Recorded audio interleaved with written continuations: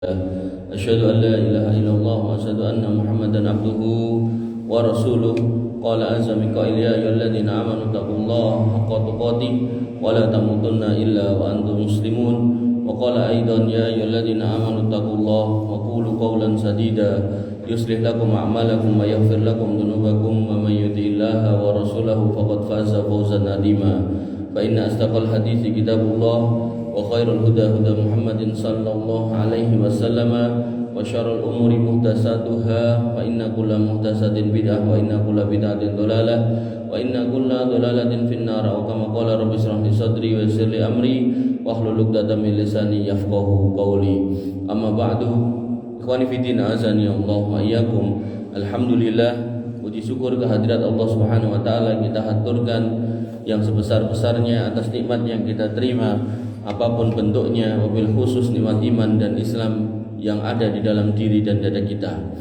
Nikmat ini harus kita syukuri karena Allah Subhanahu wa taala memastikan bahwasanya nikmat ini adalah nikmat yang tidak ada duanya dalam firman-Nya, "Innad dina indallahil Islam." Sesungguhnya agama yang diterima dan diridhoi oleh Allah Subhanahu wa taala hanyalah Islam. Kemudian Allah Subhanahu wa taala menyebutkan dalam ayat yang lain, "Wa may yabtaghi ghairal islami dinan falyuqbal minhu wa huwa fil akhirati minal khasirin." Siapa orang yang mencari jalan selain Islam, maka tidak akan diterima amal ibadahnya, tidak akan diterima kebaikannya, dan dia di akhirat hanya akan menjadi orang-orang yang merugi. Dan Nabi SAW pun bersumpah, "Walladzi nafsi biyadihi la yasma'u bi ahadun min hadhil ummah Yahudiyun wala Nasraniyun walam yu'minu bima ursiltu bihi illa kana wa huwa min ashabin nar." Bahwasanya demi Allah Subhanahu wa taala yang menggenggam jiwa Muhammad di tangannya, tidaklah beriman umat manusia baik dari kalangan Yahudinya maupun Nasraninya ketika sudah mendengar Muhammad datang dan membawa risalah tapi enggak mau mengikutinya, illa kana wa huwa min ashabin nar, maka pasti dia menjadi penghuni neraka. Kemudian Allah Subhanahu wa taala menegaskan lagi di dalam Quran surat Al-Bayyinah, "Innal ladzina kafaru min ahlil kitabi wal musyrikina fi nari jahannama khalidina fiha ulaika hum syarrul bariyah." Bahwasanya orang-orang yang kafir dari kalangan orang-orang musyrik dan ahli kitab, maka mereka akan menghuni neraka kekal di dalamnya dan mereka adalah sejelek-jelek makhluk. Wa nabiyina azani Allah wa iyyakum. Dari ayat-ayat yang saya sampaikan tadi jelas bahwasanya nanti di akhirat itu hanya ada surga dan neraka, dan orang yang masuk neraka adalah orang yang tidak beriman. Yang tidak beriman dengan tidak memilih Islam sebagai jalan keselamatan, atau orang yang memilih Islam sebagai jalan keselamatan tapi tidak sepenuhnya mengimani. Jadi ada golongan yang kedua, yaitu orang yang mengaku Islam tapi tidak mengimani sepenuhnya. Allah Subhanahu wa taala menyebutkan dalam Quran surat Al-Baqarah tentang orang-orang yang innalladzina amanu innalladzina qalu rabbana. Bahwasanya ada sebagian orang yang kemudian mengatakan beriman amana billahi wal yaumil akhir wa ma hum bimumin. Bahwasanya mereka itu menyatakan bahwasanya kami itu beriman kepada Allah dan hari akhir, tapi kemudian kata Allah, wa mahum bimu'minin, mereka bukan orang yang beriman. Kenapa? Yukhadi'una Allah walladzina amanu wa may yakhda'una illa anfusahum wa may yash'urun. Mereka berusaha menipu Allah dan orang-orang yang beriman. Jadi dengan penampilan keimanannya dia berusaha menipu Allah, tapi hakikatnya mereka tidak beriman, dan mereka hakikatnya menipu diri mereka sendiri, dan mereka di akhirat menjadi orang-orang yang merugi. Inilah yang kita sebut dengan orang-orang munafik, yaitu orang yang lisannya mengaku beriman, amaliyahnya seperti orang beriman, tapi hatinya benci sekali kepada agama sendiri dan benci sekali kepada saudaranya sendiri sesama muslim. Kemudian ada lagi orang yang ketiga yang akan menemani orang kafir ke neraka selain orang munafik, yaitu orang-orang yang mengaku beriman di dalam lisannya, tetapi kemudian dalam amal ibadahnya dia tidak sepenuhnya beriman, yaitu orang-orang yang melanggar firman Allah Subhanahu wa taala, "Iyyaka na'budu wa iyyaka nasta'in." Dia beribadah hanya kepada Allah, tapi begitu kemudian ada urusan musibah, ada urusan bahaya, ada urusan penyakit, ada urusan kesempitan dalam rezeki, maka dia mencari jalan kepada selain Allah, yaitu orang musyrik, orang yang ngakunya iman tapi kerjaannya datang ke dukun, kerjaannya datang ke tukang ramal, kerjaannya datang ke tempat-tempat yang katanya keramat dan seterusnya. Maka orang-orang seperti ini adalah orang-orang yang kemudian melanggar hakikat iyyaka na'budu wa iyyaka nasta'in. Wa nibtina azani Allah wa iyyakum, ini orang yang ketiga. Lalu kelompok yang keempat yang akan masuk neraka tapi tidak kekal di dalamnya, yaitu orang-orang fasik, yaitu orang yang tidak kafir, tidak musyrik, dan bukan orang munafik, tapi khilaf dalam hidup, yang mana dia mungkin melakukan kesalahan sehingga dia dosanya harus disucikan di neraka. Dan di antara pelakunya adalah mereka yang melakukan bunuh diri. Makanya tema saya pada siang hari ini yaitu tentang bunuh diri di dalam agama. Dan ini saya angkat karena ada keprihatinan saya secara pribadi bahwasanya di Solo itu tingkat bunuh dirinya termasuk tinggi gitu. Termasuk tinggi. Ada yang loncat di jembatan Bengawan Solo, ada yang loncat di kampus UIN Solo, ada yang belum lama loncat di mall di Solo gitu kan. Dan yang lainnya belum saya sebutkan. Maka Bapak Ibu dirahmati oleh Allah Subhanahu wa taala, harapan saya dengan ini saya sampaikan, ini menjadi pepeling, pengingat buat kita semua bahwasanya agama melarang dengan keras bunuh diri. Tapi walaupun itu sebagai sebuah larangan, maka pelakunya tidak boleh dikafirkan selama dia muslim, maka tetap harus diperlakukan layaknya orang Islam. Bapak Ibu Allah wa iyyakum. Maka kaidah umum tentang jiwa dan haramnya bunuh diri disebutkan bahwasanya para ulama ahlu sunnah sepakat bahwasanya bunuh diri atau al-intihar adalah dosa besar, yaitu kabiratun minal kabair, yaitu dosa besar di antara dosa-dosa besar yang haram hukumnya secara ijma kesepakatan ulama, mau madhab apapun tidak ada yang memperbolehkan, hukumnya haram. Tapi selama pelakunya muslim dan tidak menghalalkan perbuatan bunuh diri, maka dia otomatis bukan orang kafir dan urusannya dikembalikan kepada Allah di bawah kehendak Allah, tapi dia diancam dengan ancaman yang sangat keras dengan siksa neraka. Dalil-dalilnya yang pertama Quran surat An-Nisa ayat 29. Jadi dalilnya sangat banyak, nanti saya bacakan sebagian, yaitu Quran surat An-Nisa ayat 29. Allah Subhanahu wa taala berfirman, ya ayyuhalladzina amanu la ta'kulu amwalakum bainakum bil batil illa an takuna tijaratan antara minkum wa la taqtulu anfusakum innallaha kana bikum rahima. Ayat ini diakhiri dengan kalimat wala taqtulu anfusakum, dan janganlah kalian membunuh diri kalian sendiri, innallaha kana bikum rahima. Sesungguhnya Allah itu sangat penyayang kepada kalian, masa kalian malah bunuh diri. Ibnu Katsir menjelaskan ayat ini mencakup dua makna, yaitu seorang muslim tidak boleh membunuh orang lain, menjadi pembunuh tidak boleh, dan juga tidak boleh membunuh dirinya sendiri. Maka bunuh diri atau membunuh orang lain itu dalam Islam itu dilarang. Dalam kasus yang belum lama, ada seorang laki-laki yang senang sama seorang perempuan, laki-lakinya umur 40-an, perempuannya 18 tahun gitu. Diajak ngapunten diajak berbuat zina mau, tapi giliran diajak nikah nggak mau, laki-lakinya marah, perempuannya dibunuh, akhirnya dia pengen bunuh diri, sudah minum cairan prostek atau apa, tapi nggak mati. Maka ini musibah ya. Bagaimana hidup itu harus diakhiri dan mengakhiri kehidupan orang lain dalam Islam itu tidak dibolehkan. Kemudian yang kedua, Bapak-bapak yang dirahmati oleh Allah, yaitu Allah melarang melemparkan diri kita ke dalam kebinasaan, atau dengan kata lain termasuk di dalamnya adalah bunuh diri. Al-Baqarah 195, Allah Subhanahu wa taala berfirman, wa anfiqu fi sabilillahi wa la tulqu bi aydikum ila tahlukah wa ahsinu innallaha yuhibbul muhsinin. Dan infakkanlah hartamu di jalan Allah, dan janganlah kalian menjatuhkan diri ke dalam kebinasaan.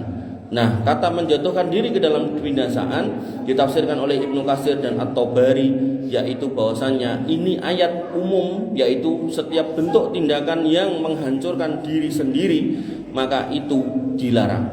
Apakah menyakiti diri sendiri, apakah melukai diri sendiri, atau kemudian membinasakan diri sendiri, baik berupa kegilaan, baik berupa kehilangan akal seperti narkoba, atau bahkan sampai mati, maka semua itu dilarang di dalam agama.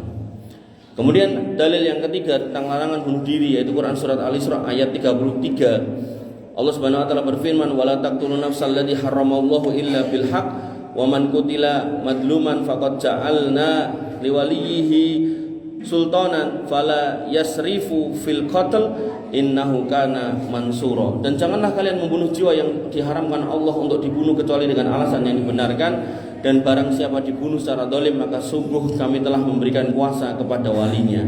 Maka Ibnu Katsir dan ahli tafsir yang lain menyebutkan bahwasanya hadis ayat ini menjadi dasar tentang larangan seseorang untuk menumpahkan jiwa orang lain. Wa nabiyina azani Allah wa iyyakum.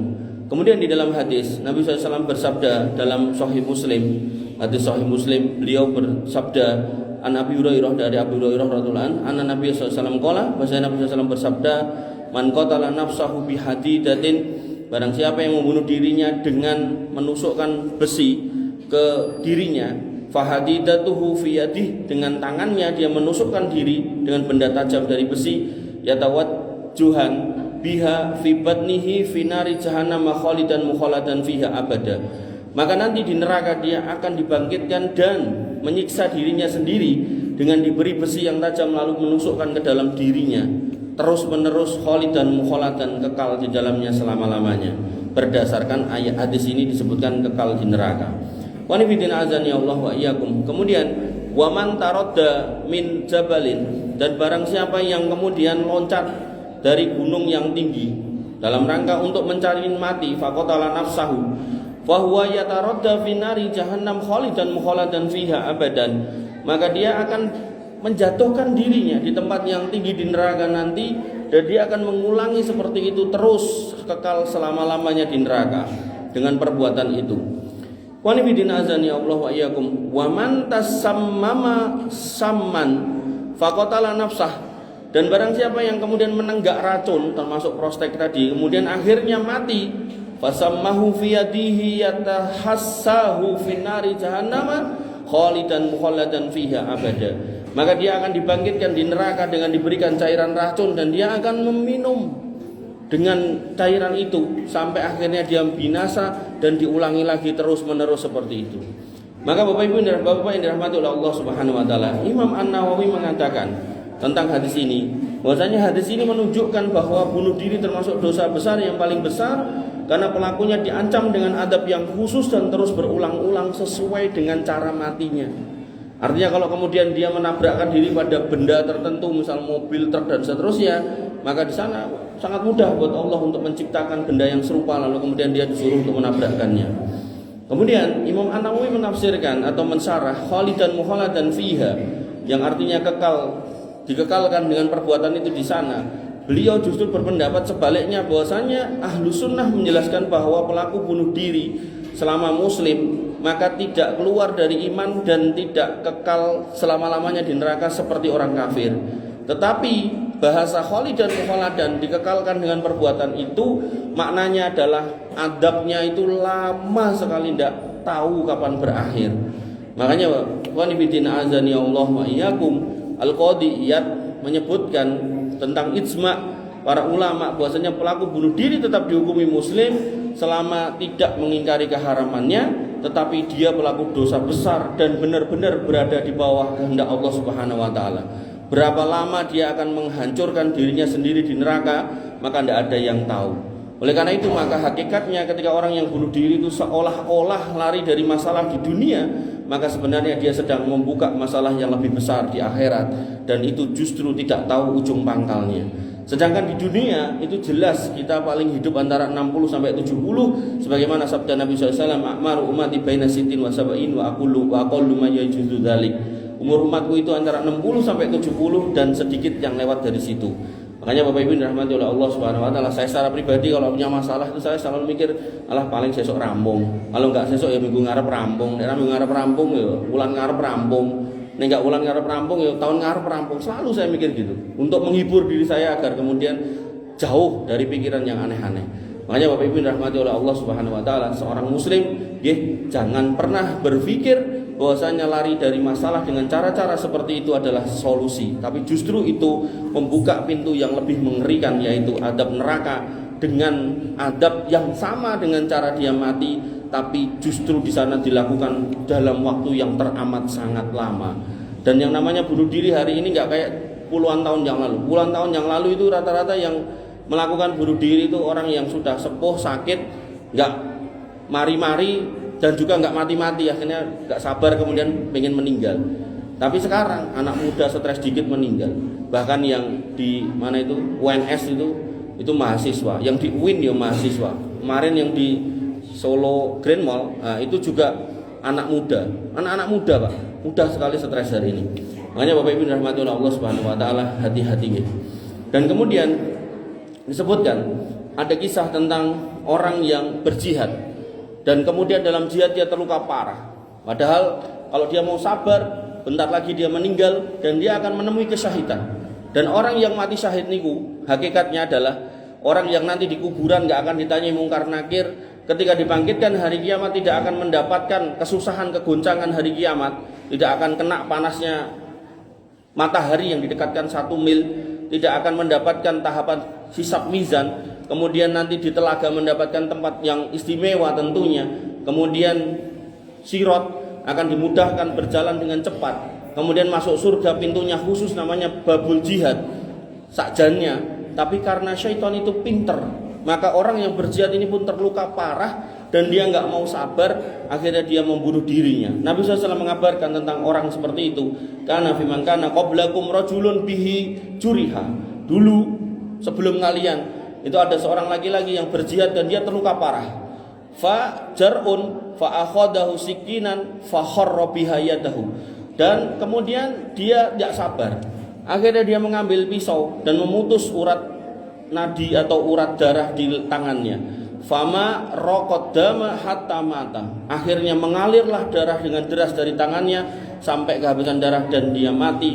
Faqala Allah Ta'ala, maka Allah berfirman atas orang itu dalam hadis qudsi, ya badaroni abdi binafsihi haramtu alaihil jannah. Dia sudah mendahuluiku dalam urusan kematiannya, dia memilih jalannya sendiri dengan mati di tangannya sendiri, maka aku akhirnya haramkan surga atasnya. Maka wanifidina azani Allah wa iyyakum, Ibnu Hajar Al-Asqalani mensarah hadis ini bahwasanya pada awal keadaannya dia sebenarnya dekat lagi menjadi ahli surga, tapi karena tidak mau sabar maka justru masuk neraka karena memilih jalan bunuh diri. Makanya panjenengan yang mau menghayati dalam hidup seorang muslim itu Allah akan senantiasa memberikan cobaan, sampai cobaan itu kalau tidak menghapus dosa-dosa jenengan, dia mengangkat derajat jenengan, maka ketika jenengan sudah terhapus dosanya dan seolah-olah sudah tidak ada dosa lagi seperti anak yang baru dilahirkan, maka di saat itulah seorang muslim akan dipanggil oleh Allah Subhanahu Wa Taala. Sehingga mafhum mukhalafahnya bisa difahami ketika panjenengan ngapunten banyak dosa yang tidak pernah diistighfari, maka mungkin Allah dengan kebijaksanaannya akhirnya memberikan cobaan, mungkin memberikan sakit, mungkin memberikan masalah dan seterusnya. Maka semua itu sebenarnya bentuk rahmat Allah Subhanahu Wa Taala agar dosa kita itu berguguran sehingga kita menjumpai Allah tanpa membawa dosa. Tapi namanya syaitan pinter, dia mencari teman untuk menemaninya di neraka, maka dia pun membisiki kepada orang-orang yang sedang banyak musibah, banyak cobaan, banyak masalah, lebih baik kamu mati daripada hidup di atas masalah, daripada nanggung hutang, ditagih hutang, mending mati saja. Akhirnya mati, dan dengan kematian itu bukannya terbebas dari hutang, malah membuka pintu neraka yang selebar-lebarnya. Maka ikhwani fillah, Bapak Ibu, Bapak yang dirahmati oleh Allah Subhanahu Wa Taala, maka ketika akhirnya benar-benar jenengan itu dicoba dengan cobaan yang benar-benar membuat hampir-hampir menyerah, maka Nabi SAW mengatakan, la yatamayanna ahadukumul maut lidurrin nazala bih.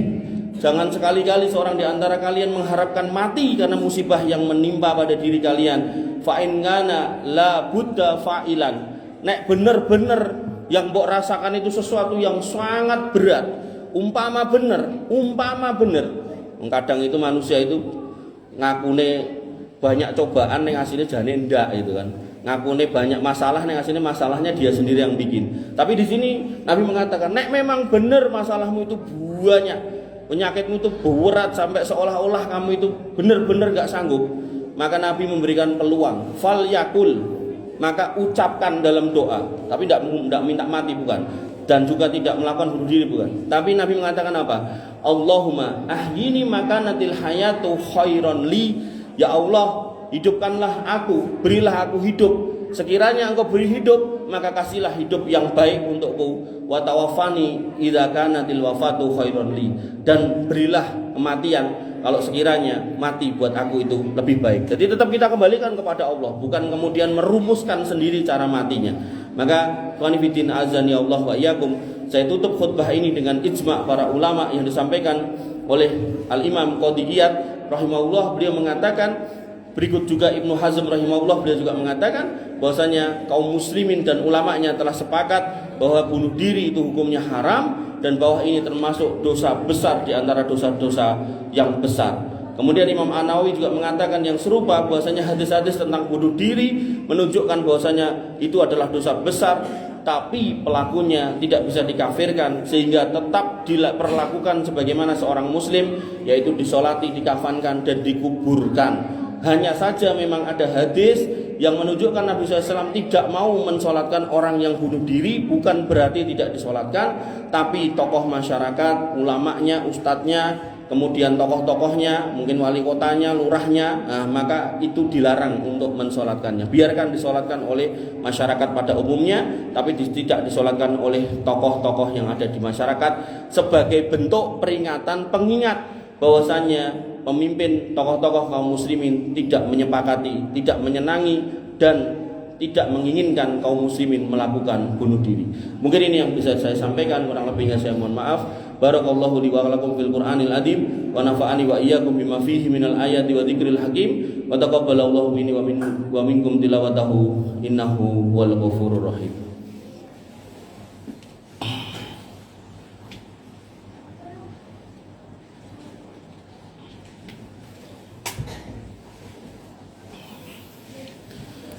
Alhamdulillah wa syukrulillah wa la hawla wa la quwata illa billah. Assalatu wassalamu ala rasulillah wa ala alihi wa sahbihi wa mawala. Qala azza bi qail ya ayyuhalladzina amanu taqullaha haqqa tuqatih wa la tamutunna illa wa antum muslimun. Amma ba'du. Wa nifitina azan ya Allah wa iyyakum. Pada khutbah yang kedua ini saya ingin merangkum terkait apa yang saya sampaikan, bahwasanya yang pertama, bunuh diri itu haram di dalam Islam dan termasuk dosa besar, bahkan jajaran dosa yang paling besar setelah kesyirikan menurut Al-Quran, menurut sunnah, dan menurut kesepakatan para ulama dan kaum muslimin. Tidak ada satu kaum muslimin pun yang menghalalkan, membolehkan jalan bunuh diri ini walaupun masalahnya seberat apapun. Kemudian yang kedua, yang namanya jiwa, nyawa, badan, hakikatnya bukan milik kita. Itu adalah titipan Allah Subhanahu wa taala yang akan nanti dipertanyakan. Kamu dikasih hidup buat apa? Dikasih masa muda buat apa? Dikasih sehat buat apa? Semua akan ditanyakan. Maka termasuk dikasih badan buat apa, itu juga akan ditanyakan. Maka sebagai bentuk amanah dari Allah, maka seorang muslim dilarang menyakiti dirinya sampai membunuhnya, itu juga dilarang. Baik membunuh dirinya sendiri, apalagi membunuh orang lain, itu juga tidak diperbolehkan. Kemudian yang ketiga, dalil-dalil Al-Quran seperti Quran Surat An-Nisa ayat 29, Al-Baqarah 195, Al-Isra 33, dan hadis tentang orang yang bunuh diri, yang akan mengadab dirinya dengan cara bagaimana dia mati, seperti menusuk besi, minum racun, terjun dari ketinggian. Kemudian hadis tentang orang yang berjihad lalu terluka lalu bunuh diri, dan kemudian hadis tentang larangan meminta mati. Maka semuanya menunjukkan bahwasannya orang-orang yang melakukan bunuh diri itu mendapatkan ancaman adab yang sangat keras. Maka sebagai seorang muslim yang diberikan karunia hidup oleh Allah Subhanahu wa taala, tanamkan ke dalam diri kita, dalam pikiran kita, bahwasanya saya akan menghadapi masalah yang saya terima, yang terjadi di depan mata, dan tidak akan lari apalagi bunuh diri. Naudzubillah summa naudzubillah. Dan syaitan menggoda kita untuk terus menemaninya di neraka hatta sampai di akhir hidup kita pun akan dicarikan jalan yang jelek agar bersamanya. Maka kita harus melawan apa yang syaitan bisikkan. Jangan sampai kita melakukan apa yang sudah diperlihatkan oleh sebagian orang, yaitu membunuh dirinya sendiri. Kemudian yang keempat, para ulama ahlu sunnah menyatakan bahwasanya pelaku bunuh diri, walaupun dia membunuh dirinya, maka tidak bisa dikatakan sebagai orang kafir selama dia masih beragama Islam. Sehingga walaupun dinyatakan dalam hadis adabnya adalah kekal dengan perbuatan yang dia lakukan, menusukkan benda tajam tadi, meminum racun, kemudian loncat dari ketinggian, khalidan mukhaladan fiha, kekal dan dikekalkan dengan cara seperti itu, maka para ulama sepakat bahwasanya itu bukan menunjukkan kekalnya dia di neraka sebagaimana orang-orang kafir, orang-orang musyrik, orang-orang munafik, tapi itu menunjukkan bahwasanya adabnya sangat panjang. Dan kapan berakhirnya semua di bawah kehendak Allah, tidak ada yang tahu. Kemudian yang kelima, ikhwan fillah azani Allah wa iyyakum, bahwasanya jenazah pelaku orang yang bunuh diri tetap wajib diperlakukan sebagaimana muslim pada umumnya, yaitu dimandikan, dikafani, disolatkan, dikuburkan di pemakaman kaum muslimin, dan tidak boleh pemimpin kaum muslimin, ulamanya, tokoh-tokohnya ikut menyolatkan. Biarkan disolatkan oleh orang awam, karena untuk memberikan pengingat bahwasanya seorang muslim tidak boleh melakukan perbuatan yang tercela seperti itu.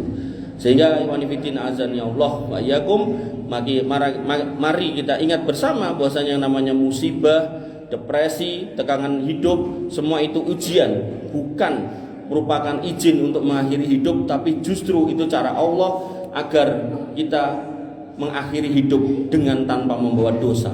Sehingga ketika itu terjadi pada diri kita, maka diperlukan kesabaran, doa, dan mencari bantuan untuk mencari jalan keluar, bukan bunuh diri. Makanya Allah berkali-kali mengatakan fas'alu ahla dzikri in kuntum la ta'lamun. Kalau kamu banyak masalah, maka bertanyalah pada orang yang punya ilmu. Jangan kemudian justru mencari jawaban sendiri, akhirnya jawabannya adalah bunuh diri. Karena bunuh diri bukan solusi, tapi justru akan menambah masalah di hadapan Allah Subhanahu wa ta'ala. Dan kalau pada akhirnya benar-benar masalah jenengan itu berat sekali, maka Nabi tadi mengajarkan sebuah doa, Allahumma ahyini makanatil hayatu khairun li. Ya Allah, hidupkanlah aku selama hidup itu baik buat aku, wa tawaffani in idza kanatil wafatu khairun li, dan wafatkanlah aku apabila kematian itu lebih baik buat aku. Mungkin ini yang bisa saya sampaikan pada khutbah yang kedua. Kita akhiri dengan doa, wa sallallahu ala nabiyina Muhammadin wa ala alihi wa sahbihi wasallim ajmain, warhamna ma'ahum birahmatika ya arhamar rahimin. Allahumma ighfir lil muslimina wal muslimat wal mu'minina wal mu'minat al ahya'i minhum wal amwat, innaka sami'un qaribun mujibud da'wat wa ya qadiyal hajat. Rabbana dhalamna anfusana wa illam taghfir lana wa tarhamna lanakunanna minal khasirin. Rabbana ighfir lana dzunubana wa liwalidina warhamhum kama rabbawna shighara. Allahumma ighfir lahum warhamhum wa afihim wa'fu anhum wa akrim nuzulahum wa wasi' madkhalahum waghsilhum bil ma'i wasalji wal barad. Rabbana hab lana min azwajina wa dzurriyyatina qurrata a'yun waj'alna lil muttaqina imama waj'alna lil muttaqina imama. Allahumma ja'alna muqiminas shalah wa min dzurriyyatina rabbana wa taqabbal du'a. Allahumma la sahla illa ma ja'altahu sahla wa anta taj'alul hazna idza syi'ta sahla. Rabbana atina min ladunka rahmah wa hayyi' lana min amrina rasada. Rabbana atina ma wa'adtana ala rusulika wa la tukhzina yaumal qiyamah innaka antas sami'ud du'a innaka la tukhliful mi'ad. Rabbana atina fid dunya hasanah wa fil akhirati hasanah wa qina adzabannar wa qina adzabannar wa qina adzabannar. Ibadallah, innallaha